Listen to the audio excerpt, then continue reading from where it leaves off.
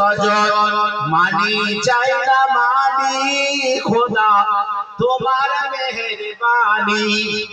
বলছে টাকার দরকার নাই, পয়সার দরকার নাই, যদি তুমি একটা লাল দাও এটাই সন্তুষ্ট। জোরে বলে সন্তুষ্ট নয়? দেখবেন যাদের বাচ্চা হয় না, কত দরগা মসজিদ মাদ্রাসা, হ্যাঁ এমনকি ঠাকুর মারতেও যায়, আর টাকা থাকলে হয় না, শুধু বাপ বলা বলি, মা বলা বলি। মা এত দয়াময়, এত মেহেরবান, এত মধুমাখা নাম, হ্যাঁ সেই নামটা শোনার জন্য একটা লাল চাই। পয়সা কত লোকের আছে, কিন্তু আমার যদি একটা খোড়া ছেলে হয়, নেংড়া ছেলে হয়, চোখে দেখতে পাই না, কি বলেন? ওরে আমার খোড়া ছেলে রে, বলেন কি বলেন? ওরে আমার মানিক রে, ওরে আমার চাঁদ রে। আরে নেংড়া বলে চাঁদ, চোখে দেখতে পায় না, বলছে মানিক রে। মানে বোঝা গেল সোনা মানিকের চেয়ে সবচেয়ে ভালো হলো আপনার বাচ্চা বা বাচ্চা যাই হোক না কেন।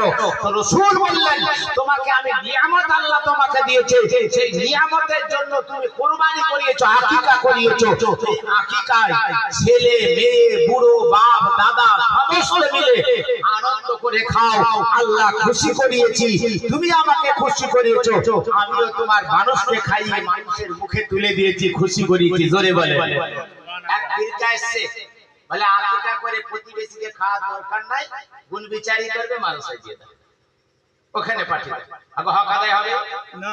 হক কটাতে আদায় হয়? তিন জায়গায়।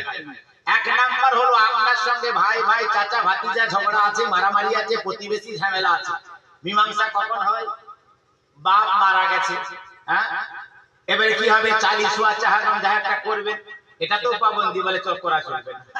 কত হাদিস বলবো, হ্যাঁ এসব ফিরকাবাজি সব আছে, এরা দেখে না, মোতালা করে না। হযরত আল্লামা বাড়িতে ওই হ্যাঁ জিজ্ঞাসা করে আমার বাড়িতে কয় লাখ টাকার বই আছে, ওই এই লিখেছে সে লিখেছে নয়, অরিজিনাল কিতাব। তো আপনার যে মীমাংসা হবে যখন বাপের 40 ওয়া বা তিজা চাহারাম করবেন, হাতটা ধরে ফেললেন। রাসূল বলছেন মুসলিম শরীফ, যখন একটা মানুষ একটা মানুষের ইজা তাসাফিয়ান যখন মুসাফা করবে, লাম ইয়াবকি যুনুব, তার একটা গুনাহও বাকি থাকে না। আমার আল্লাহ বলছে দেখো সেই বন্ধুর সঙ্গে ঝগড়া ছিল, তার হাতটা ধরে এক বাপের আপনার 40 ওয়াতে দাওয়াত করেছে, তার ছোট বড় গুনাহকে আল্লাহ ক্ষমা করে দেয়। জোরে বলে মীমাংসা।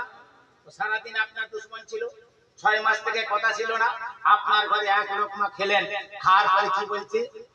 খাইয়েছে, রূহ আপনাকে দোয়া করবে, এই একটা জায়গা। 2 নাম্বার আকিকা করলেন, আপনার সঙ্গে ঝগড়া, আর সেই সময় যে বলছে ভাই আমার ছেলের বা নাতির আকিকা করব, যেতে হবে, মীমাংসা হয় না? আর যদি পাঠিয়ে দিতেন হতো, বিয়ে ঘরে হয় এরকম।